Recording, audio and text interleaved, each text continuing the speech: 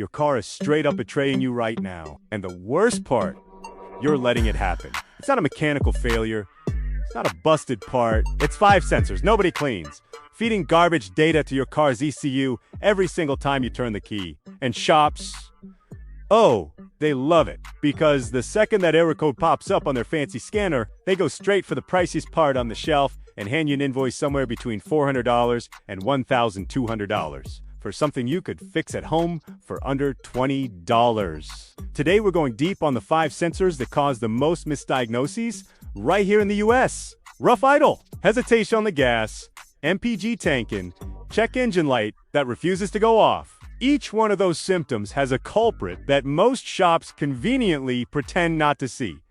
It's not that they don't know, it's that there's no money in fixing what's easy. Stick around till the end. The last sensor on this list is the one no mechanic brings up first. When you find out why, you'll understand the whole game. If this has already happened to you, drop it in the comments with your symptom. I reply to everyone. The oxygen sensor and the oldest scam in the auto repair playbook. The oxygen sensor, your O2 sensor, the Lambda probe, whatever you want to call. It is the hands-down champion of unnecessary replacements at American shops. It beats everything else by a mile. You know why? Because the name sounds intimidating. The explanation sounds technical, and most customers never push back.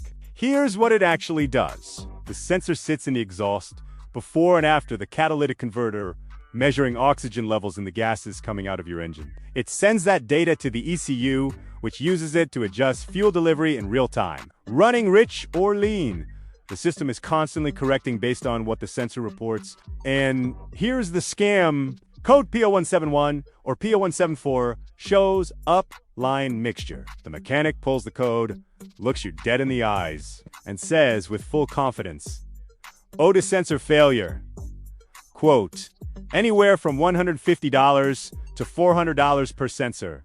Some cars have 4 of them. You can do the math. Except a lean mixture code doesn't mean the O2 sensor failed. It means the ACU detected a lean mixture, and that has 6 different root causes. The sensor is just one of them. Dirty mop sensor, causing the ECU to inject less fuel. That's another cause. Vacuum leak at the intake. Manifold, another one. Shops, skip that free diagnostic and go straight for the $200 part. Before any O2 sensor replacement, 3 things need to be checked. First, intake manifold leaks, fuel pressure, and the MAF sensor condition. Takes 20 minutes. Costs nothing. Most shops skip all of it. Let me tell you about a Camry owner out of suburban Atlanta. The dealership replaced both upstream O2 sensors on his car. Over $600. The code came back in less than 300 miles. Same light, brand new sensors. When someone finally cleaned the MAF sensor, 15 minutes, the light never came back. Those O2 sensors they charged for were working fine from the start. So before you sign any quote with O2 sensors on it, ask one question. Did you clean the MAF sensor first? Watch how fast the energy in the room changes. The sensor that gets misdiagnosed as a transmission problem more than anything else. This one flies under the radar. It gets called a transmission issue more often than any other sensor on the market. Customer comes in complaining that the car hesitates, jerks during shifts, loses power when they punch it. Shop plugs in the scanner, sees erratic throttle data, and immediately starts talking. Transmission inspection, minimum $300 to $500 just to take a look. The throttle position sensor, the TPS, sits on the throttle body, tracking exactly how far open the butterfly valve is at any given moment. You press the gas. The sensor sends the ECU, the position, and the rate of movement. The ECU uses that to calculate fuel, ignition timing, and the shift points for your automatic transmission. That last detail is the trap. When the TPS sends bad data, the transmission shifts at the wrong time, too early, too late, or with a nasty lurch. Feels like the transmission. It's not the transmission.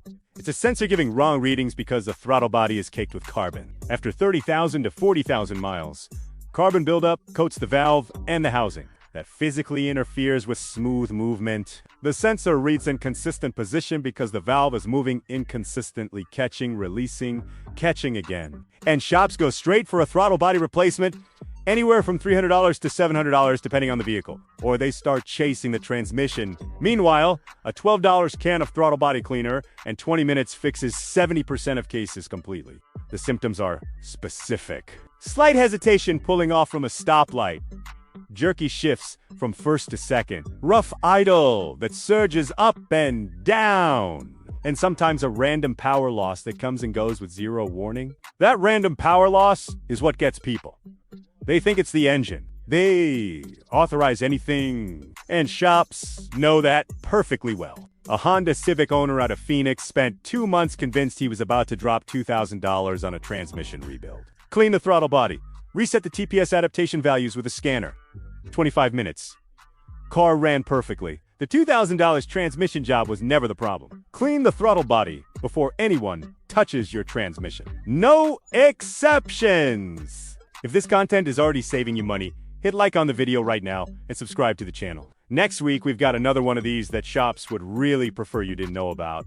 The map sensor. The one shops mix up with the MOF and charge you for both. Most people have never heard of the map sensor. A lot of shade tree mechanics confuse it with the MAF because the names sound similar and both deal with air. Mixing them up costs you a wrong diagnosis and a wrong part. MAP stands for Manifold Absolute Pressure. Instead of directly measuring airflow like the MOF does, it measures the pressure inside the intake manifold. The ECU uses that reading to calculate air density and determine how much fuel to inject. Different approach, same goal, and not every car has both.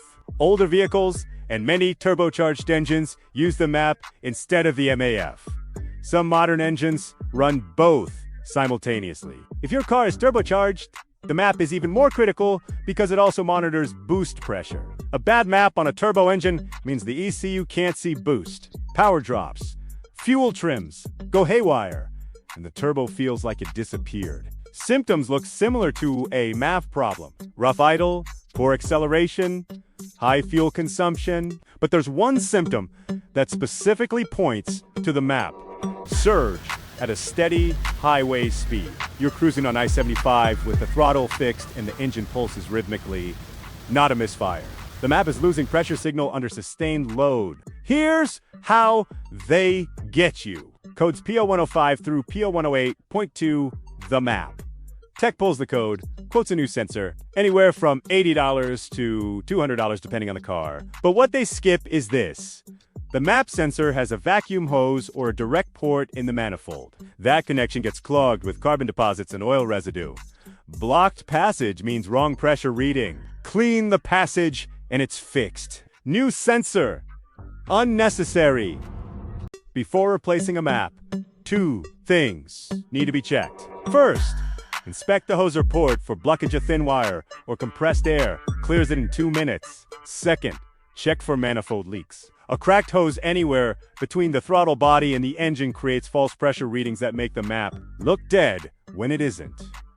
A Ford F-150 EcoBoost owner was complaining about weak boost and highway surge. Shop quoted a MAP replacement plus a boost leak test package, close to $400.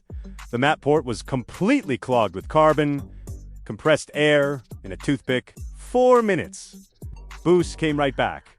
Highway surge was gone. $400 for a 4-minute job. The sensor that sends everyone into a panic and straight to the dealership. This one's different from the others because when it starts failing, the symptoms are so dramatic that people completely lose their heads. And losing your head in a dealership waiting room is the most expensive thing you can do with your money.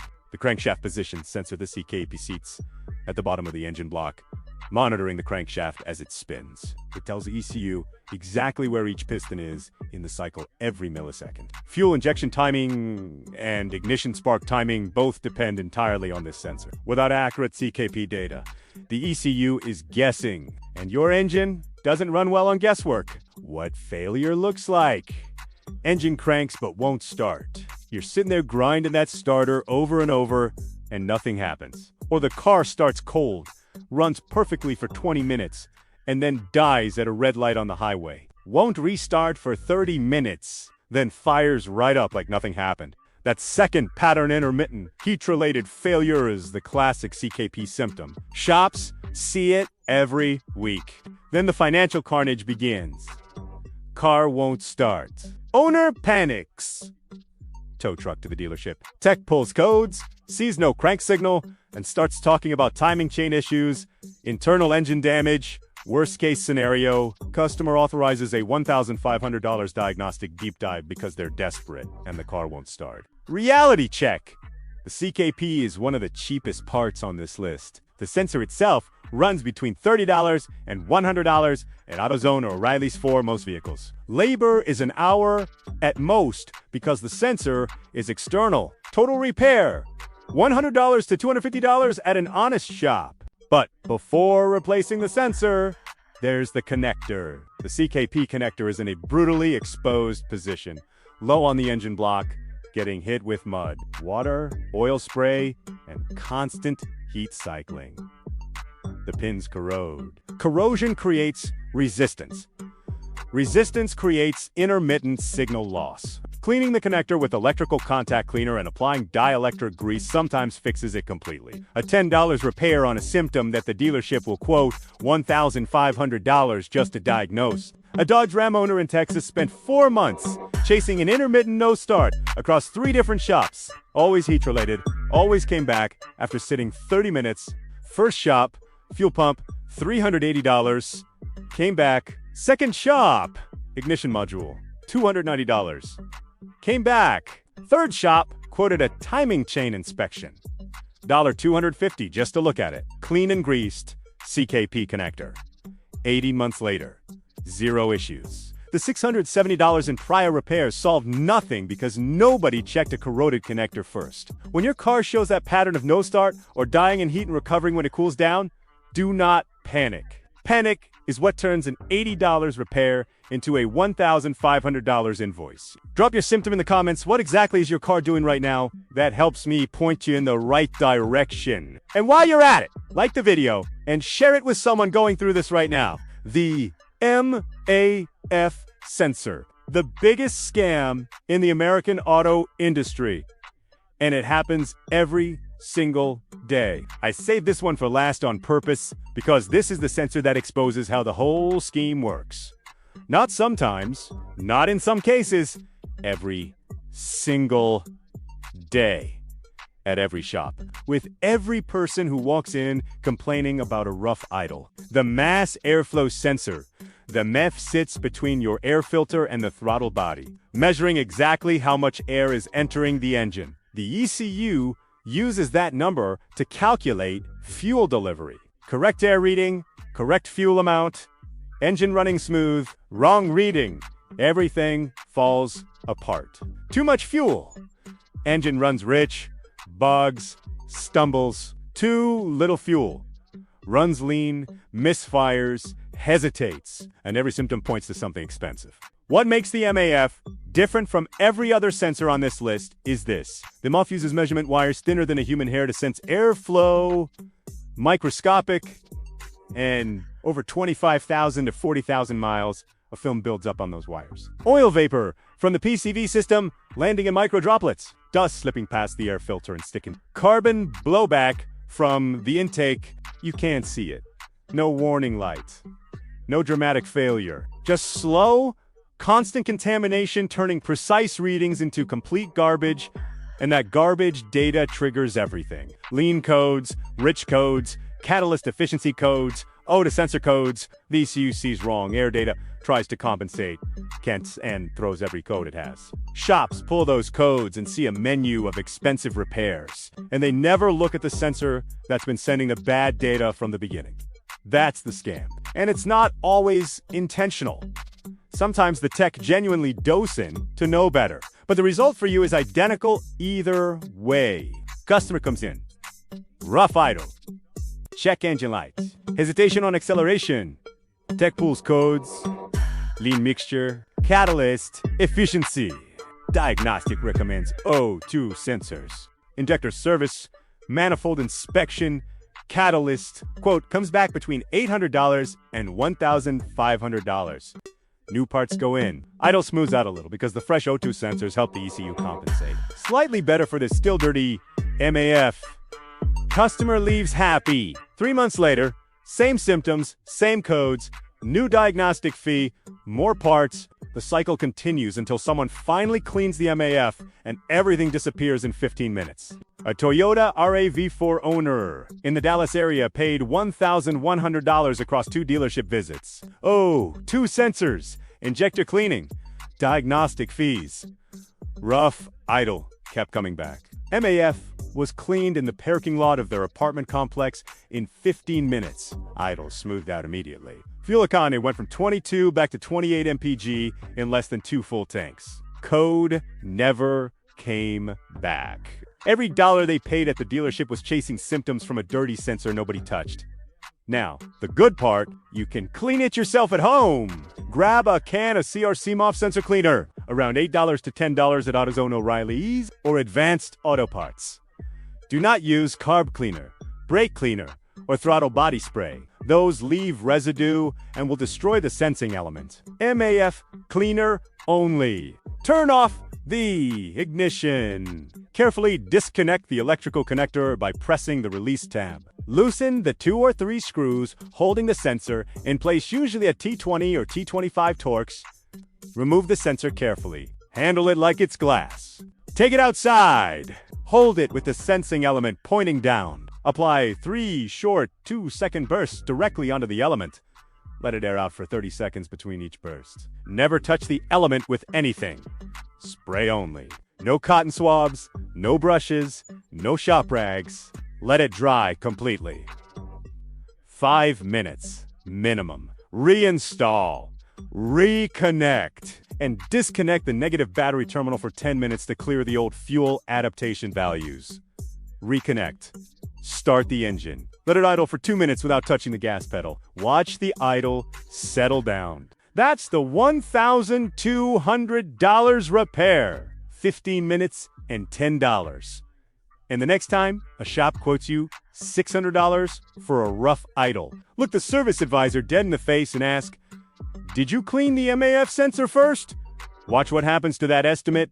5 sensors. All 5 misdiagnosed every single day. All 5 fixable before you spend $1 at a shop. Clean the throttle body before anyone talks to you about a transmission. Check the mat port with compressed air before replacing the sensor. Inspect the CKP connector before you panic about an engine problem. And clean the MAF before you authorize anything related to rough idle, bad MPG, or a check engine light. Drop your exact symptom in the comments below. Rough idle, hesitation, high fuel consumption, lit up check engine light. Tell me what's going on, and I'll tell you which sensor to check first. Free diagnosis right here.